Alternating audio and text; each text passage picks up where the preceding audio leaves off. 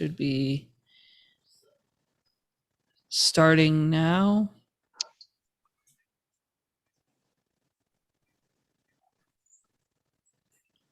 Oh, here we go.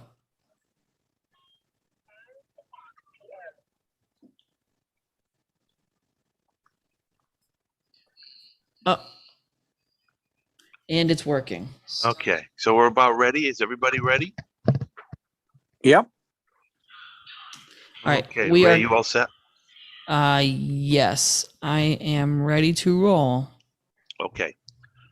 On 5, 4, 3, 2, 1. Hi, everyone. Welcome to In Perspective. I am Bob Branco for episode 223. Filling in for Peter Altschul, we have our producer, Raymond Gay. Ray, what's happening today? How you doing? I'm good. How are you? I'm, can't really complain. It's the weekend's coming up. I have one more day of work and then I get Sunday off. All right, that sounds good to me. Before we introduce our guest for the day, let me thank those people who make it possible for In Perspective to be aired like we always do. Raymond Gay, of course, our producer. Thank you. I also want to thank Tom Dolly, who posts our shows weekly on Rosie's Place, greeting door number 15. Thank you. I also want to thank the media sources. And I also want to thank Jacqueline Sylvia of JS Web Solutions, who archives our shows on my website. All you have to do is go to www.brancoevents.com, arrow down until you get to In Perspective Podcasts. Click on them, and you will see our archives from latest to earliest. Many of you are familiar with Ken Meyer. He used to be a radio talk show host for many, many years, mostly with WBZ. He had his own show on the weekends. I believe it was on Saturday nights, if I'm not mistaken. Ken was also a guest over a year ago on this program. We've decided to bring him back. So, Ken. Yes, sir. Welcome back to In Perspective. It's a pleasure. Well, thank you. It's nice to be back again. Before we continue, I would like to publicly thank you for putting me in touch with Upton Bell. Upton, of course, a sports talk host for many years on BZ. He was a guest on our other podcast, Sports Roundtable.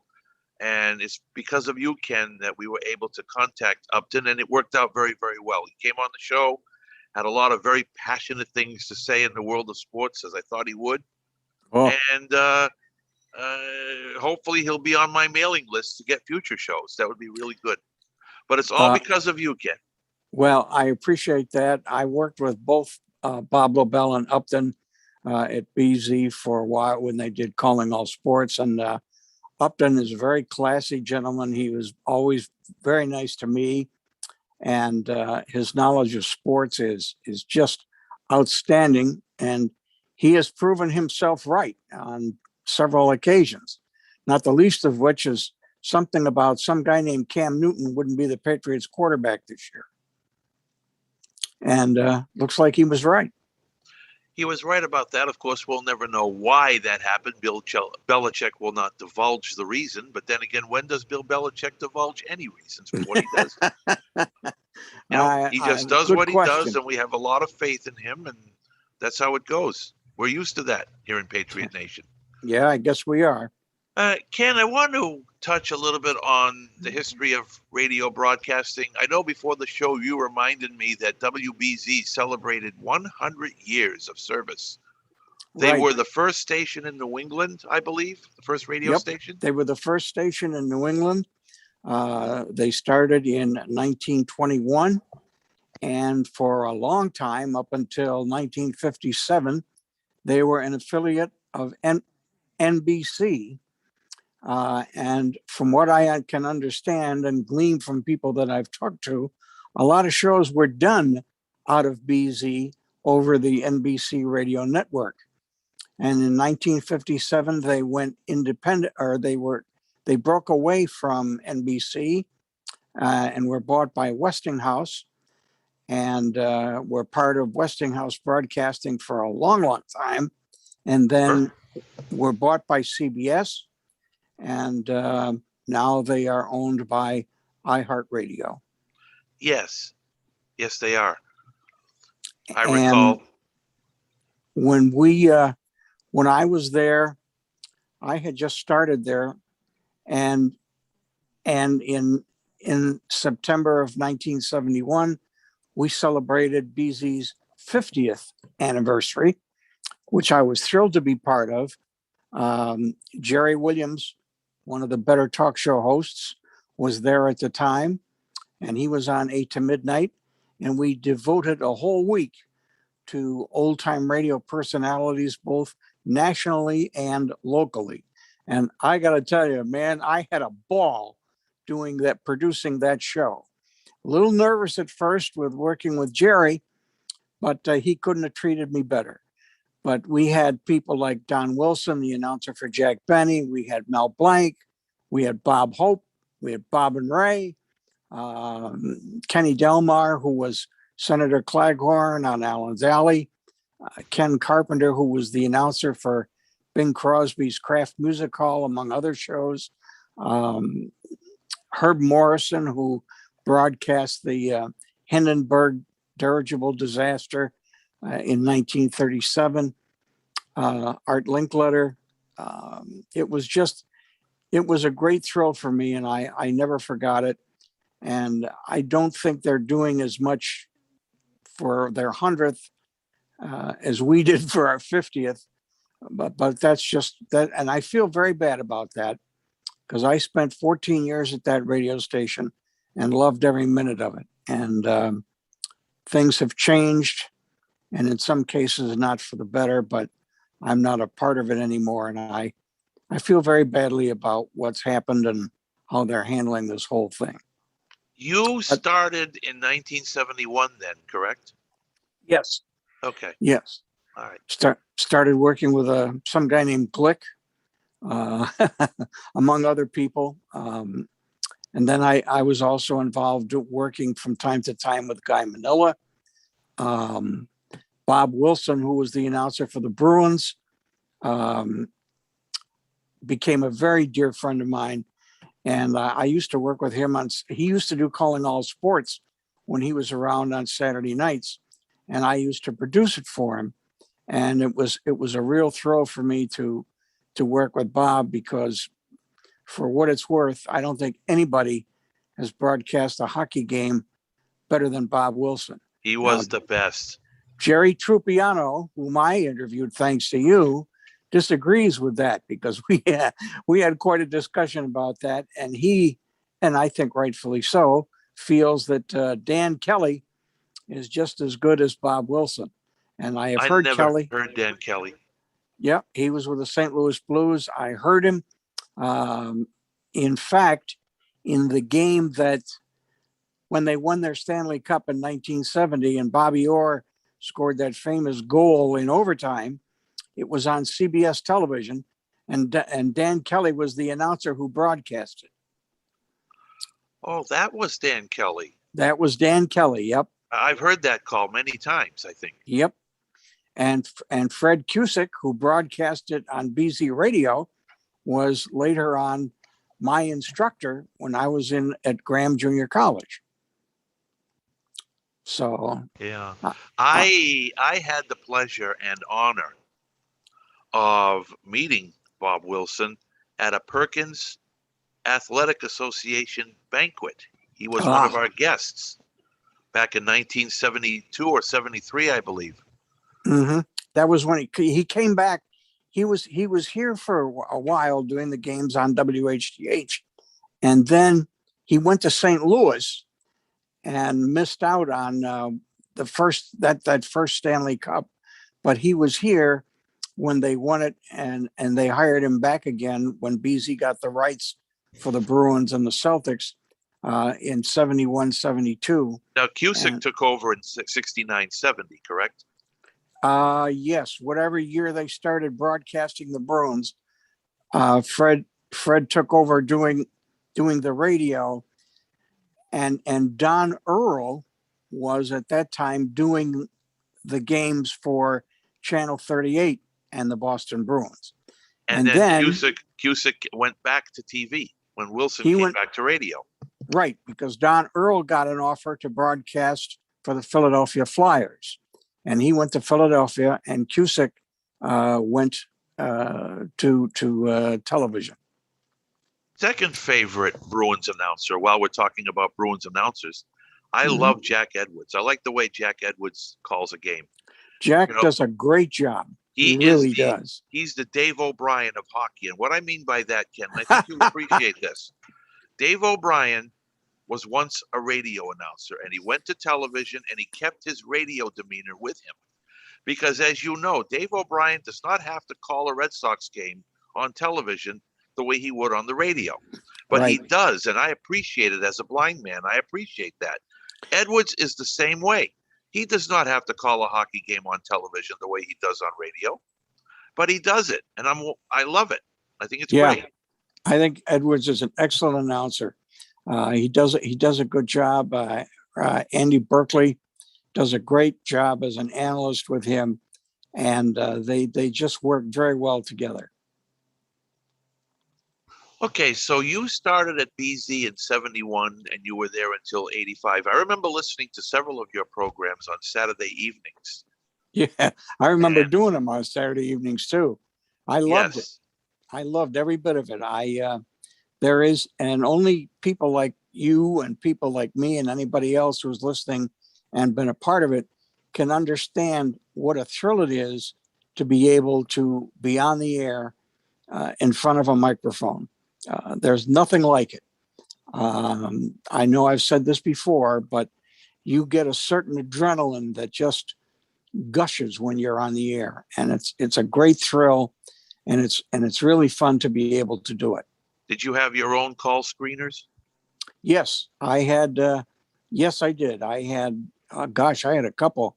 I had one who went to Columbus, Ohio, as a matter of fact, and she went with me when we did an interview with Joe Garagiola, and then I had another one who went to oldie station in Providence, Rhode Island, after she had worked with me. So I guess I was good luck for people. You mentioned earlier about iHeart. You made reference to iHeart purchasing WBZ as well as other radio stations. And you also made reference to some of the things that are happening to WBZ at the moment. I'm going to make a general statement and suggest that what's happening to WBZ happens all over. It's all about downsizing. It's all about cutting corners. And I'm not saying basically that iHeart wants to cut corners, but if you know all about what's going on, how they want to make a lot of their programs national, usually when a radio station makes their programming more national, it's because they're trying to save money. Am I correct? Sometimes they tried it with BZ once or twice, as a matter of fact. When Steve Lavelli got let go, they put together 2 or 3 stations. BZ was one, KMOX in St. Louis was another one, and there were 1 or 2 others, and I forgot what Overnight America or something like that. And I don't even know if the program is in existence anymore, but the BZ audience didn't care for it. And whatever they did, they got Lavelli back. They tried it once before with David Brudnoy and tried to replace him with a national show that was being done by Tom Snyder. And that didn't work either. So people, at least in Boston, are used to local personalities at night, and they just like it. Speaking of Lavelli, Steve Lavelli, is he still with them, or did they Oh no, let him no, go? he I feel like he I retired. remember him He retired when I was at Perkins, where I attended school. I remember him. I think he was he? I believe he was overnights. Maybe I'm wrong, but He was. No, you're not. No, you're okay, not perfect. wrong. Then, yeah, he's the person I'm thinking of. Then I was trying to think of the name all along, actually, and then you mentioned it, so I was like, perfect. He left Yep. about 10 years ago, right, Ken? Somewhere around that. Boy, I'll tell you, he left a long time ago. He is up in Maine, as far as I know, and he is retired. But he had other problems. Besides just wanting to retire, he had problems with headaches and all kinds of stuff, and he just decided it was time to quit and stay home and watch the Red Sox. He was a big Red Sox fan, and he's been gone for quite a while now.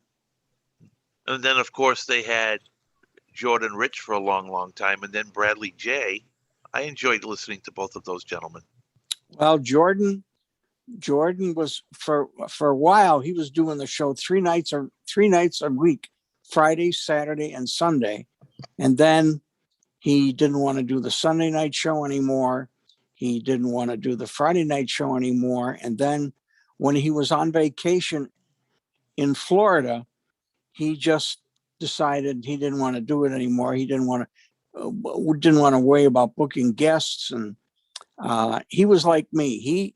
When he did his program, he booked his own guests. I did the same thing. It just felt more secure to be able to do that and to talk to the guests before the show and before the interviews and all that. I really enjoyed doing it that way. And I gather Jordan did as well. But Jordan is alive and well. He still fills in once in a while for Dan Murray on Nightside, and is a terrific guy all the way around. I've known Jordan Rich for over 30 years, and a better man you can't find. I met Dan Ray once. I went up to BZ one night because I was going to be interviewed. I had written a book about Perkins, my 8 years there. It's called My Home Away from Home, Life at Perkins School for the Blind. And I went there personally with one of Perkins's former presidents, Stephen Rothstein. And we were in the same studio with Dan Ray. Dan was taking calls. He interviewed both of us about Perkins and about my book. It was a lot of fun. And Jordan did the same thing with me, but only by phone because it was overnight. Yeah. So I'm very familiar with, well, I listened to Dan Ray anyway, but I met Dan Ray once and I was proud to know him. Well, my first year, well, not my first year, but in one of my years when I was going to school at Batavia, they used to have music festivals every year at the 6 schools for the blind on the Eastern Seaboard. And my first year going, we went to Perkins. And I never dreamed that Boston would be my home when I left there to go back to Batavia. Just shows you what can happen. I have a friend who is probably listening to this show right now, and you may know him, Glenn from Brighton. Oh, yes. Yes, he's a good friend of mine. He went to Perkins with me. And I know he's listening because I hooked him on this show. So, hi, Glenn. Hi, Glenn. I'm sure that would make him feel real good. And I'm sure he'd have a lot of questions for you if he was able to be here. But he'll look forward to listening to you, I'm sure. Ray, do you have any other questions at this time? I do, actually. I do. Go right ahead. So, as you know, I mean, with the internet, the avenue to which people can reach out and share their message with people. How do you feel about podcasting, and is that something you get into much? I mean, I know you join us on our programs, and we're very thankful for that. But I was wondering if you have any others that you might be involved in as well. I don't do. I mean, I'm certainly willing to, in some cases, be part of a podcast. I don't do one. Number one, because I don't know. I don't even know what's involved and what equipment there would be or anything like that. But for the most part, if I can do it and I feel comfortable doing it, I will certainly would participate in any kind of podcast if I can. I do a show for the city of Boston on the internet. It's aired on Saturday nights at 7:00, and it's called City Talk. So I do that program, and that's about it, except when I, get asked by Morgan White Jr. to come on the air and discuss something or whatever. But right now, that's the extent of the radio that I'm involved in. And it's partly because I miss radio broadcasting. I knew very well a gentleman, and some of you may know this name, Ed Walker, out of Washington, D.C., who was part of a comedy team with Willard Scott from the Today Show. and they were known as the Joy Boys. And they were on the air Monday through Friday from 7 at night till 11 o'clock. And Ed and I used to correspond. I got a chance to meet him when our senior class went to Washington. And he said to me once, he said, Kenny, he said, if you really love this business, you'll never get out of it. It'll be in your blood. And that's why I still do what I do, because I've loved the business. I've been fascinated with a microphone and radio ever since I was 8 years old. And I still am. I still get excited about when I know I'm going to interview a good guest, like a Jerry Trupiano or an Upton Bell. It's just still exciting to me, and I haven't lost it, because when I do that, then it's just time to get out of the business. What do you think of the evolution of automation in radio right now? I think it puts a lot of people out of work. Radio stations do a lot of syndication now, a lot more than they used to. I mean, it's great for the people that do it. Rush Limbaugh made a fortune, but radio stations are reaching the point where they figure, why should we pay somebody X amount of dollars to come in here and do a talk show when we can get one on a satellite and just pay somebody to run a board and play local spots? There's a television station in Rochester, and when all their spots are played during newscasts, they don't come out of Rochester, they come out of Syracuse, which is, I don't like it. I don't like seeing it. Radio is not what it was. Nothing is what it was. So many times we talk about the way things used to be. And that saying is more and more prevalent now than it ever was. It's the same with sports broadcasting. It's the same with some particular sports like baseball. It's not the way it was. And when you talk about the, quote, good old days, unquote, they really were, because they're a lot different now. Ticket prices are so much more expensive now than they used to be. I can remember when I first came to Boston, going to Fenway Park, a box seat was $3.50. Now you're lucky if that'll buy you a hot dog. Salaries are out of control in all sports. I still enjoy listening to it, even though it's tough because of all the commercials that are put into a ball game and or a hockey game or a football game or whatever. You know, this consultation on the mound is brought to you by so-and-so.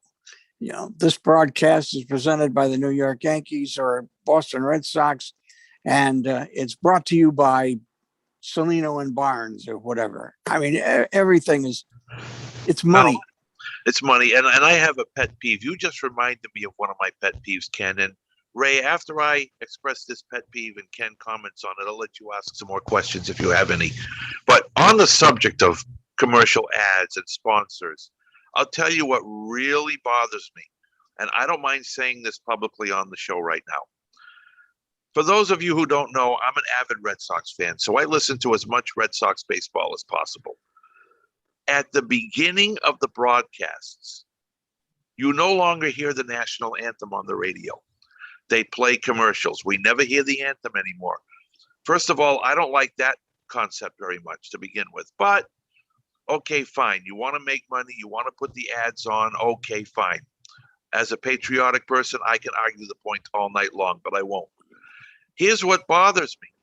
When the commercials are over and when the anthem is over, because we've never heard it, the announcers will say, and I'll use your name, Ken, the national anthem was sung by Ken Meyer, and it was brought to you by...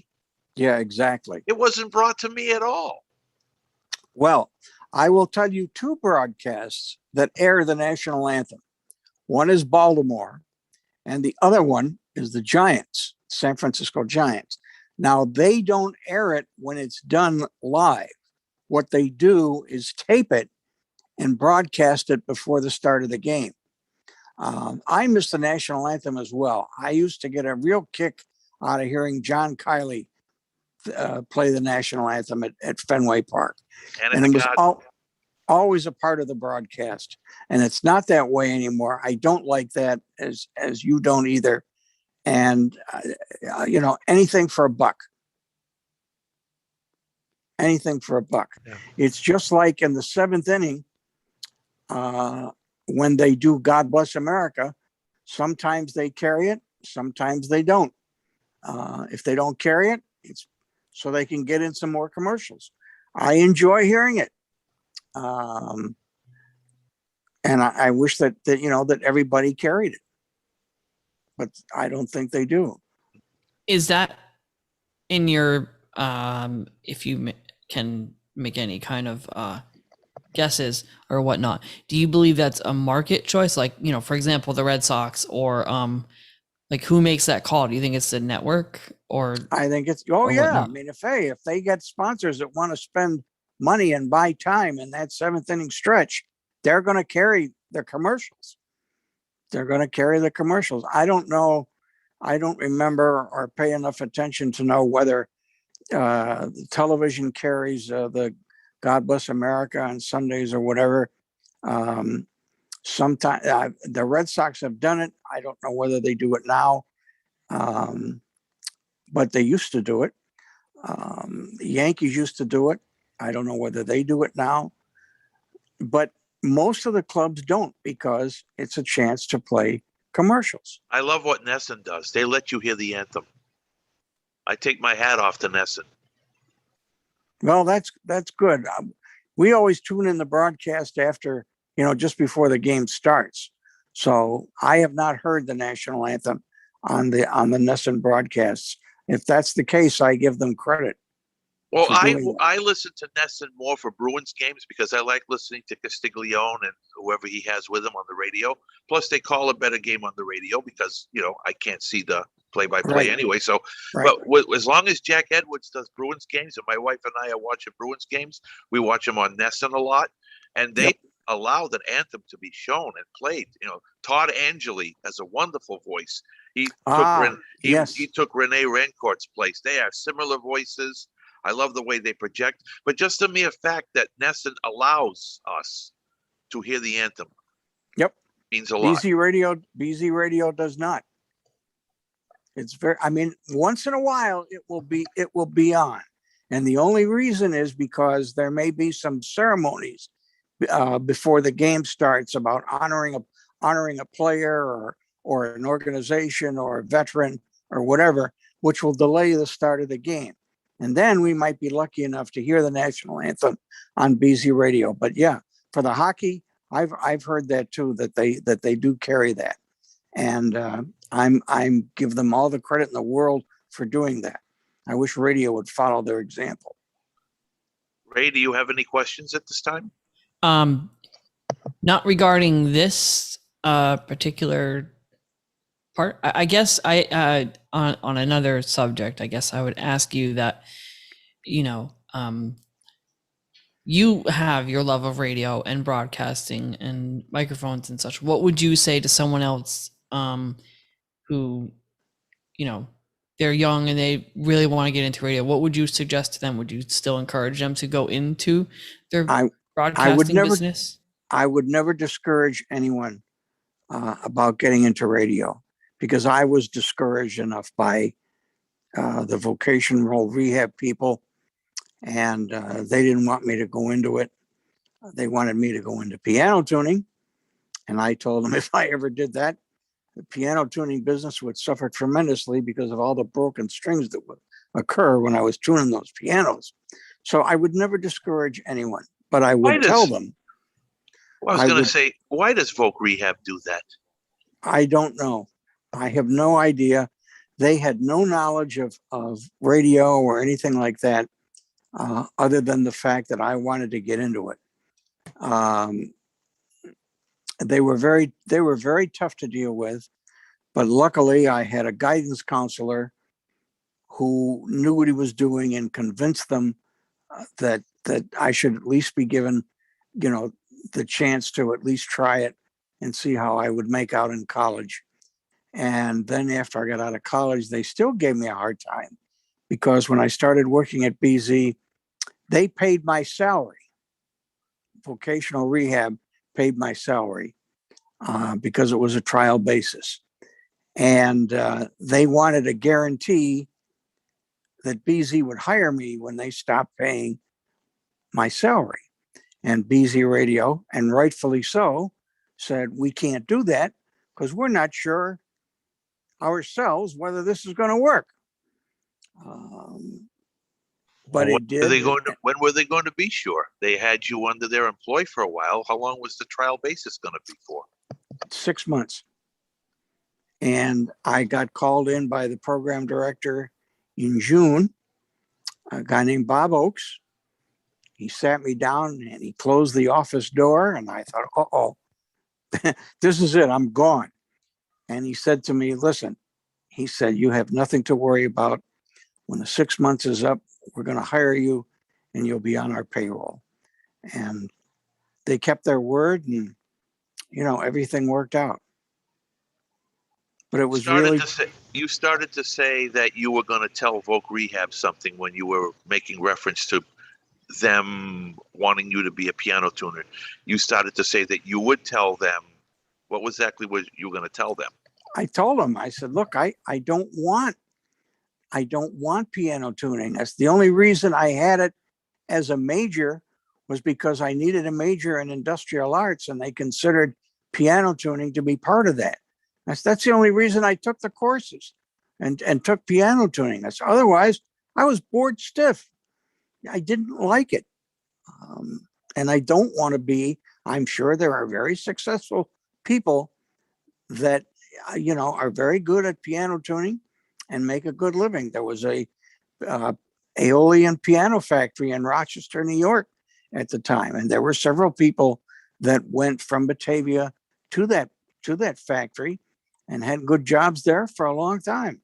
A friend of mine who was from Syracuse went to work for Clark Music store after he left Batavia and was there for many, many years.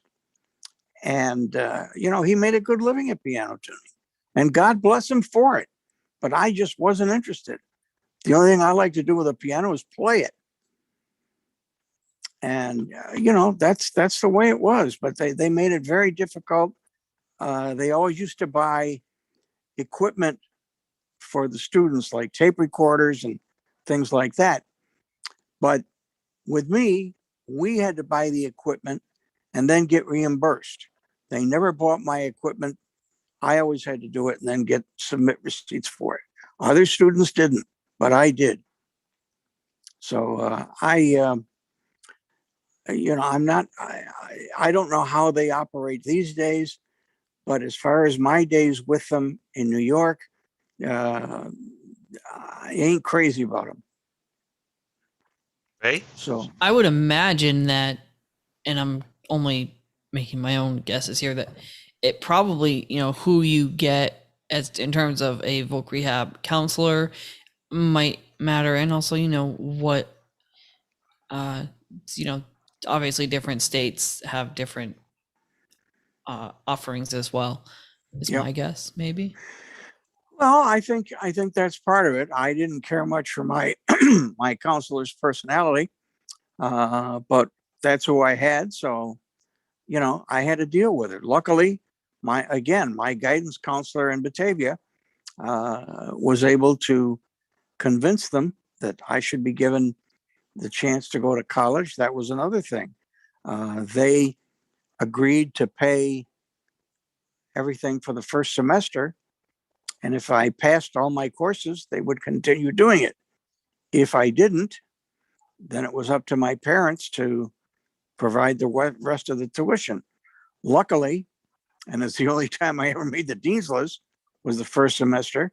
I made it and they continued to pick up the tab, as it were. So they were very difficult to deal with. Ray, do we have any people who would like to participate? If anyone would like to participate, we ask that you raise your hand. It's Alt Y on PC, Option Y on Mac, and *9 on the telephone. And under the More tab, to raise your hand, it's under the More tab. So if you can raise your hands, we will start queuing up questions. Thank you. In the meantime, I want to get into the status of baseball. And, like I said, Ken, I love baseball. I've been a Red Sox fan for 55 years. And right now, baseball is driving me nuts. I don't have to go into all of the finer points. I think we all know what's going on. If we know anything at all about the sport, money, money, money, protecting the investments, even though players are getting injured more than ever, no matter what the owners tell you about protecting their investments. I don't know why they say that. It's not working. There's so much. I don't know where you want to start, Ken, but I'll tell you what. I think the next time this sport goes on strike, it's going to be a long one, and you're going to see some sort of a rebirth of the sport in another way. If it's going to happen, it's going to happen next year, because that's at the end of this year is the end of the collective bargaining agreement. When I was growing up in Rochester, we used to get all the Yankee games.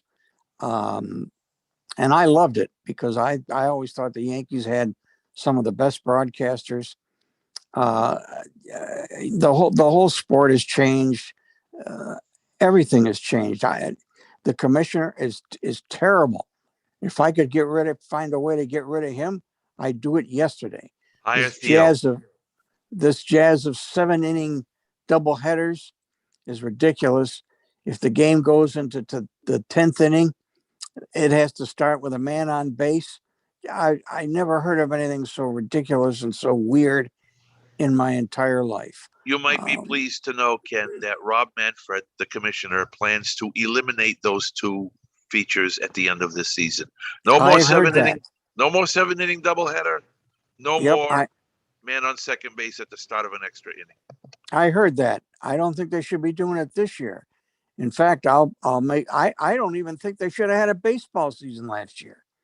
I mean, it was only 60 games. I mean, it worked out great for the Dodgers, but playing in a ballpark with no fans?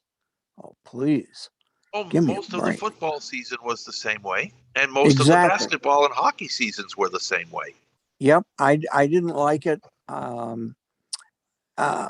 don't like the fact, and I don't know why this is, and you and I have talked about this, that a lot of the announcers don't go on the road with the ball club. I heard once that there were 10 teams where the announcers traveled with the team. I don't know who they all are. I know one of them is Cleveland. But to have your club go on the road and you sit there in a studio and watch the game on a monitor is ridiculous. And they admit it. The announcers admit that that's how they're doing it. Well, I got to go to a different screen to find this information out or whatever. I think that I don't understand why they're doing that. There's a theory out there. There's a theory out there that this is all connected to Odyssey, because somebody gave me a list of teams whose announcers are staying home, and all of those teams, for the most part, work for Odyssey. Wow, then it must have something to do with something we probably never heard of called a budget. Well, I don't understand why Odyssey cares so much if they have to pay announcers hotel rates while they're on the road. What's the big deal? They're a multi-million-dollar corporation. So what difference should it make to them whether or not their announcers need to be financed in their hotels on the road? My suggestion. Go ahead, sorry, Ray. I apologize. I would guess that, and I'm not sure when they started doing this whole thing about the announcers being in the studios and not actually being. Well, last year it was COVID. So COVID. I mean, I'm sure that's probably still what it is. Maybe they're you can only blame COVID for so long about everything. You can't keep that's true, COVID but for everything. That's my only guess. Yep.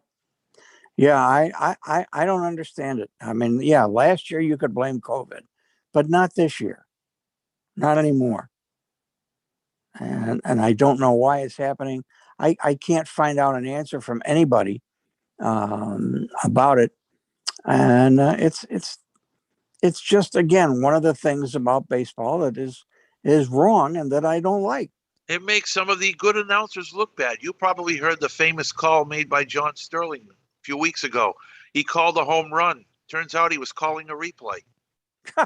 Yeah, I did hear that, as a matter of fact.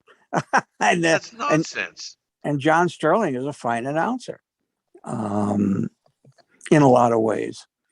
In a lot of ways, he's not, but for the most part, he does a fairly good job. Yeah, I like listening to him. So Right? it's just awful. And I mean, we keep repeating it, but it's the truth. And I think you're right about a strike.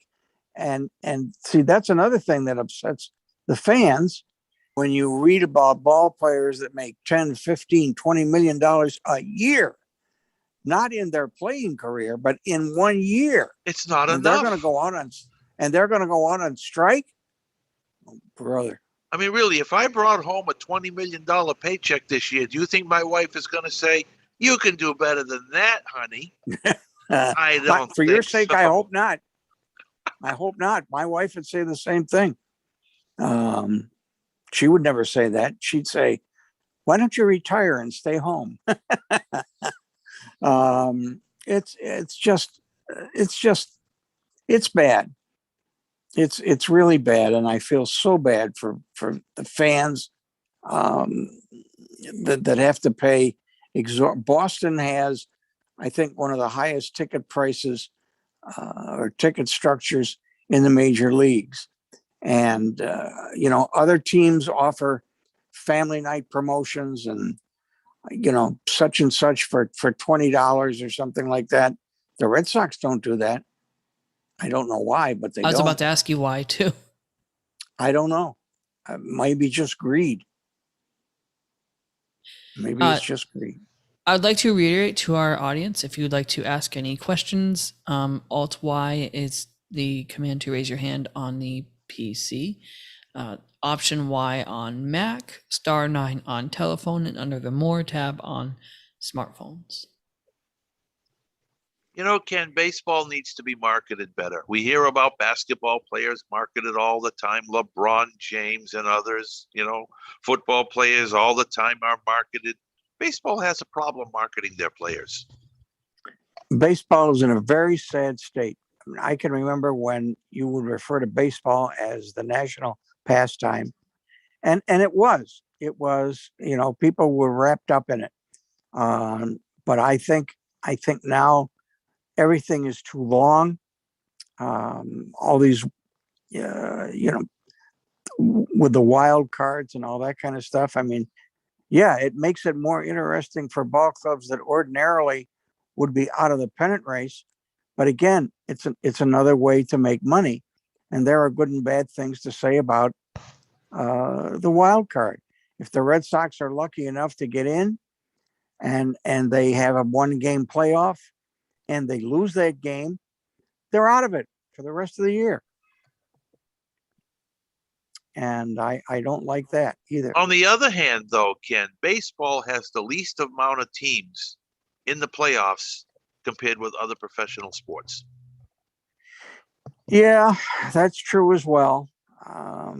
It's just that it's so, sometimes baseball doesn't end until Halloween. And that's so long when you have to sit out in 30-degree temperatures to watch a ball game. Come on. Do it in March. Yeah. Same thing in March. 30-degree temperatures, snow outs when games are called because of snow. I remember a friend of mine saw a game at Coors Field in the early part of a season, and they had to sit there and watch the game, and as she put it, wipe the snow off their French fries. I mean, please. Do you remember the game back in April? We went to Minnesota. We played in the snow. There were even home runs hitting the snow. I remember that. Yeah. It's just wrong. Yeah. Just wrong. Mm-hmm. What do you Man, think? Go ahead. no, go ahead. Go ahead. What do you think will come out of this collective bargaining agreement, the new one? I'm not sure because I don't know of everything that the ball players are asking for. I know they do not like Sunday night baseball. But I don't think they'll ever abolish that. That's the least of baseball's problems, I'm afraid.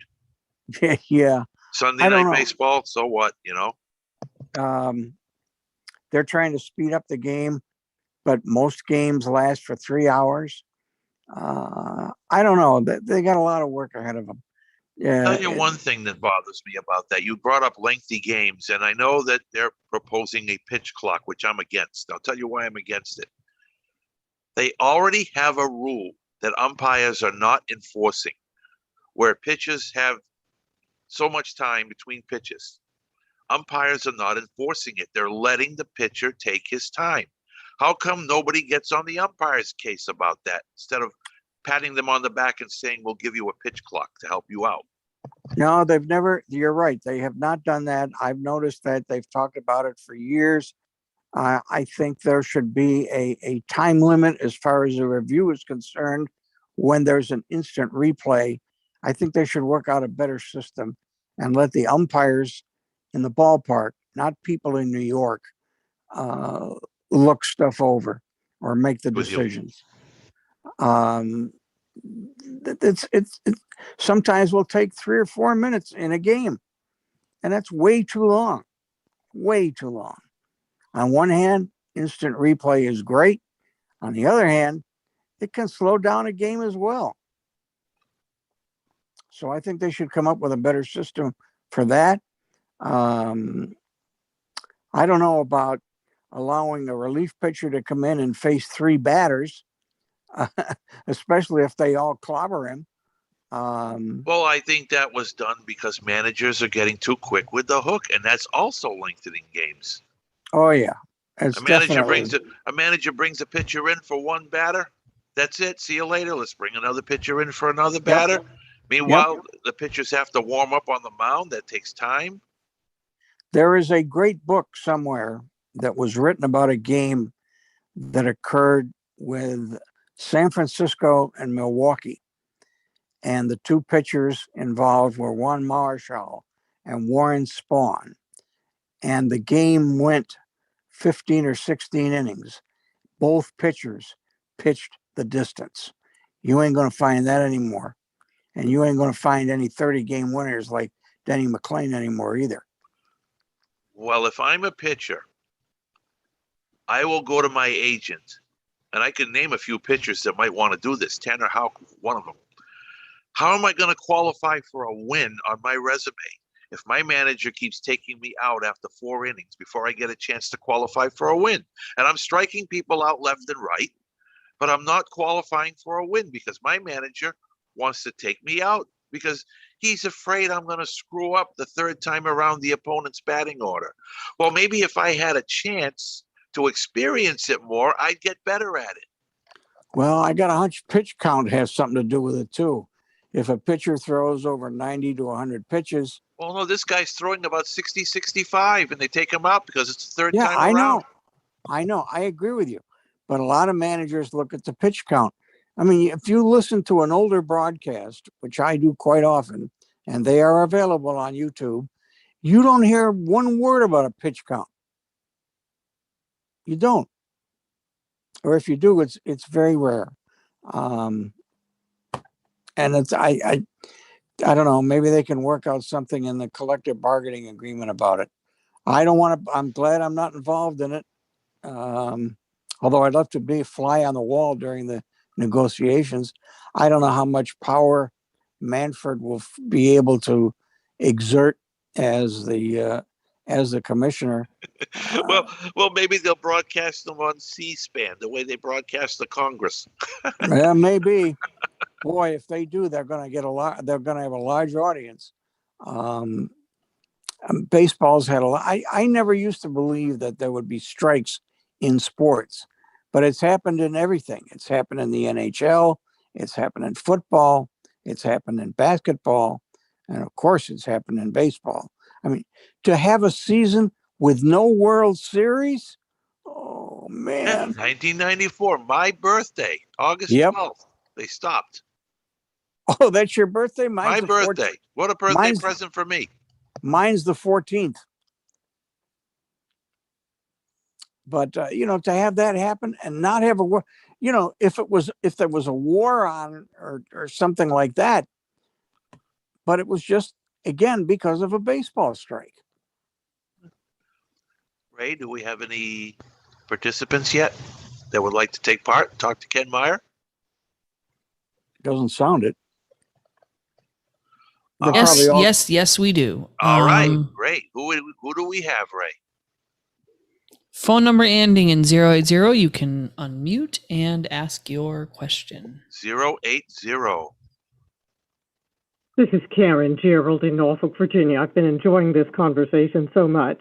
My interest in baseball and in broadcasting goes back to the 1950s. I've had a chance to meet local and major league announcers and always appreciate them. I'll change the subject for just a moment and ask our guest how much he used Braille in his on-the-air work and whether it was for commercials or for his personal notes as he interviewed his guests, or just what part Braille had in his success as a broadcaster. Thank you. I used it. I'd be curious, before I answer that, I'd be curious to see what major league announcers you met. Oh, I've met John Sterling, Susan Waldman, and Tom Hamilton, and I met Frank Messer before he went to the Yankees when he was still doing minor league work for the Richmond Virginians. Yeah, I met God, the Richmond Virginians. My God. I know that goes back such a long way, doesn't it? Oh, WRVA. Yes, and WRNL. Those guys were pioneers at the time. And of course, no money for them to travel with the team, so they did all those broadcasts by Western Union, which was funny. Recreation. Yep, absolutely. I met Frank Messer when he was with the Yankees. I have met both Susan and John Sterling. I have not met Tom Hamilton. I always wanted to. I think he's an excellent announcer, and you're very, very lucky to have been able to do that. As far as using Braille, yeah, I used it a lot when I was at BZ. Not too much as far as guests, except when I used to do a cable television show for the city of Boston, and I used to have notes on index cards, and I used Braille a lot then, only because I did not pick or select the guests. That was done for me. And so I, would look at the material that I was sent and take some notes just to be on the safe side. When I do my own program that I do now for the city of Boston on the internet, I don't use notes. I use very little Braille, as a matter of fact. But I certainly did when I worked at BZ. When I worked at WEEI, I had to read my commercials. And so I obviously had to use Braille for that. That's what I was. If they actually gave you the commercials and someone dictated them to you so that you could prepare them in Braille, or just how you did it? Yep, I would come into the station about maybe 2 hours ahead of time, and my producer would dictate the commercials, and I wrote them out. They tried getting a Braille printer and doing it that way, but the printer would only print in grade 1, and I had to rewrite the commercials in grade 2 anyway. So they eventually gave up the idea. And then if they had cues to give you like so many seconds remaining or so many seconds till you went on the air, did they just do that through headphones the way they do for everybody else? Is that what they did? When I worked at BZ and we would be on the air and be getting ready for a newscast, the producer would yell in my headset and he'd say, 30 seconds, and when we got to, 5 seconds, I would give the station ID and we would join the network on time, and it worked out very well. And with your screeners, they just gave you information through headphones about who was coming up. Is that what they did? Yes, Had yes, call screen. that was what they did. They would screen the calls and say to me, actually, for a lot of the time, I never knew who was coming up. I just take the calls. But now they're more particular about stuff like that. So now when you hear them, they'll say, "Let's go to Kathy in Brighton," and if I were there now, they would have to tell me that in my headphones. Whereas when Morgan White Jr. is on the air, all he's got to do is look at the screen, and they will have typed so and such a city or whatever. So And of course, they go ahead. announcers misread the names, which is so funny. They misread the names or the states. The other thing that I think must be so difficult for them now is that people call in on cell phones with very poor transmission, and I don't know how the talk show hosts understand what in the world the caller is asking. Sometimes I certainly can't. Amen. Yeah, yeah. Sometimes it's rather difficult, especially if they're in a car. Um, and the more times you listen to talk shows, the more you're going to hear that because that's the way of the world these days. It's supposed to improve, though, Ken. It's supposed to improve with technology. Yeah, sure. Well, I mean, listen, there are things that I love about having an iPhone. I just got YouTube Premium on my phone, and I've been having a ball listening to old radio stuff and old TV shows that I grew up with and haven't heard or watched in 30 plus years. And I think that's great. And I think it's great that, we can all hear a Dodger game out of Los Angeles or hear a game out of San Francisco and, things like that we never used to be able to do before. And I think that part of technology is terrific. I agree. And I will embrace that. I mean, I grew up in the days when a television broadcast you would get on a Saturday afternoon over CBS television with Dizzy Dean and Buddy Blattner. Now every game in the world is televised. I wish we didn't have to pay for it all the time, but again, that's the way of the world. Ray, do we have any more callers? Because we need to wrap it up in about another minute or two. No, not at this time. So, Ken, before we... Sorry, Ken and others who made it when that technology wasn't there, when Braille was harder, you had to do it all by hand. And I just applaud Ken, Ed Walker, anybody else who was successful, and the rest of us who didn't have those opportunities are so grateful for the ones who did and who took perfect advantage of what was available. So we salute you and we appreciate you. Well, I appreciate that very much. It goes back to the old saying of being in the right place at the right time. And you were, Ken. You gave us a lot of good years. And with that, I need to wrap up the program. Karen, thank you for your input. It was really cool talking about Braille, and that was a very good question, how Ken handled that on the job. Ken, great to be with you. Thank you. Thank you, Karen. And Ken, thanks for being with us. Ken Meyer, ladies and gentlemen, came back for another appearance on In Perspective. We appreciate all that you do and all that you've done for us over the years. I thank you for that. It's a pleasure to be able to do that. Great. Thank you again. Anytime. Next week, we're going to have Robert Sollers, another regular on our show. He's written a book about customer service. So he's going to talk to us all about that, how good or bad it could be. Ray, thanks for filling in for Peter. We may get Peter back next week. We'll have to wait and see. I'm going to find that out as the week goes by. But thanks for filling in today. And for everybody, go safe with God's abundant blessings. Take care.